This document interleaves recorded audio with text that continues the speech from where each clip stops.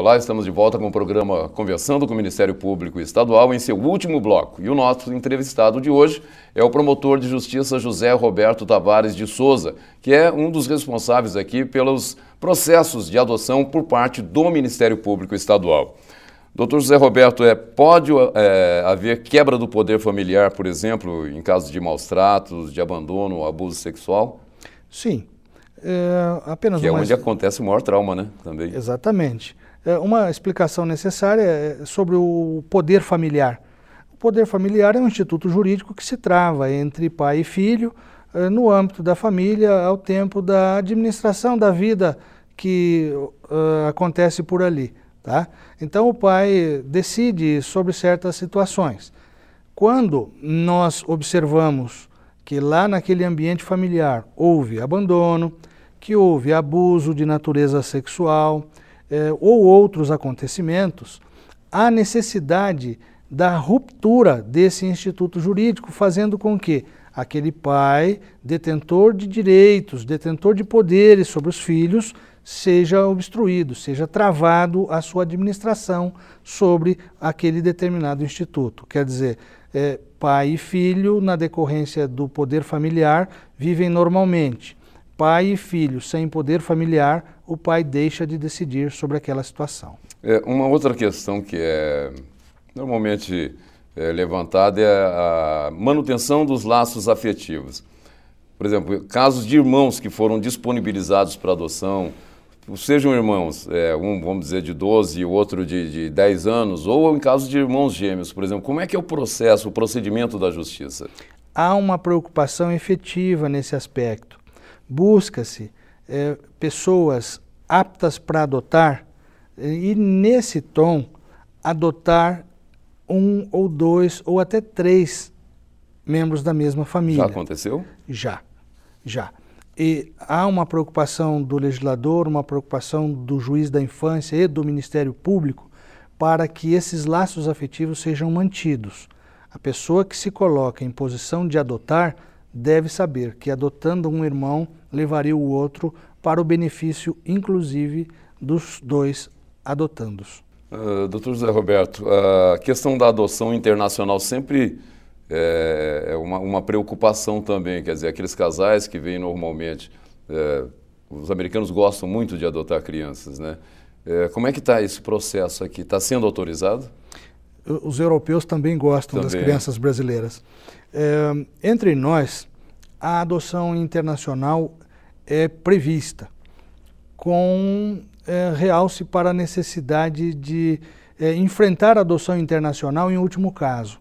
Tá? Prioridade para casais brasileiros. Aqui, né? Entre nós, entre os brasileiros. A adoção internacional, em último caso, como esgotamento da situação. Certo.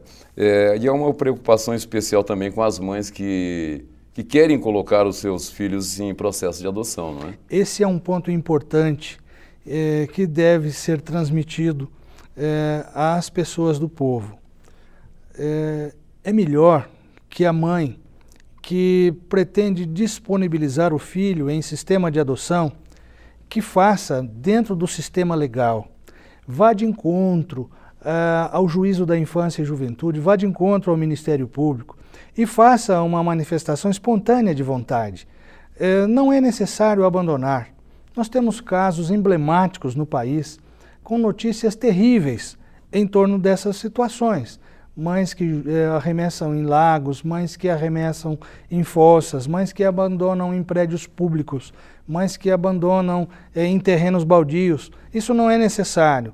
Há um sistema de plantão, há um sistema de atendimento permanente e que toda mãe que sinta a necessidade, que no avaliar de sua vontade, que procure as autoridades e disponibilizem dentro de um processo legal de adoção. Bom, eu queria até levantar um questionamento aqui, porque normalmente a mãe parte para essa situação, às vezes em caso de desespero. E poderia ser uma situação momentânea, por exemplo, hoje ela não tem condições de criar, mas se houver um auxílio do próprio poder público, ela pode permanecer com essa criança, né? Essa aproximação ela é importante e ela deve ser otimizada. É bem possível que a mãe que se diz apta para colocar em adoção o seu filho, durante as entrevistas, recue. Daí vem até a utilidade do processo de demora, que tocamos nesse ponto agora há pouco. A avaliação da vontade da mãe é criteriosa também.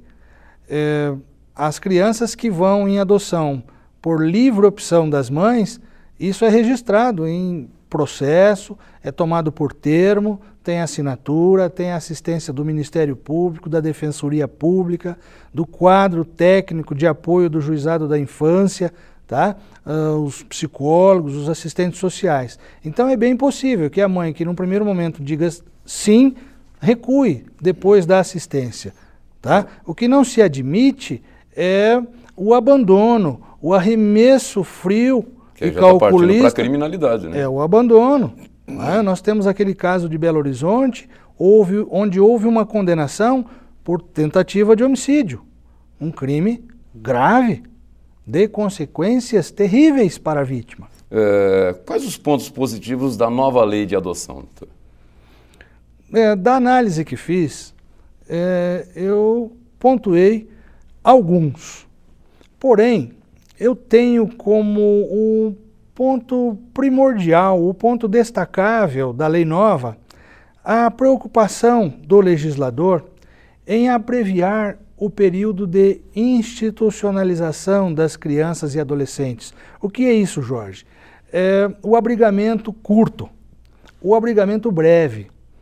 Esse abrigamento ad eternum, esse decurso do tempo que vai longe, nós não podemos ocultar, são fatos sensíveis.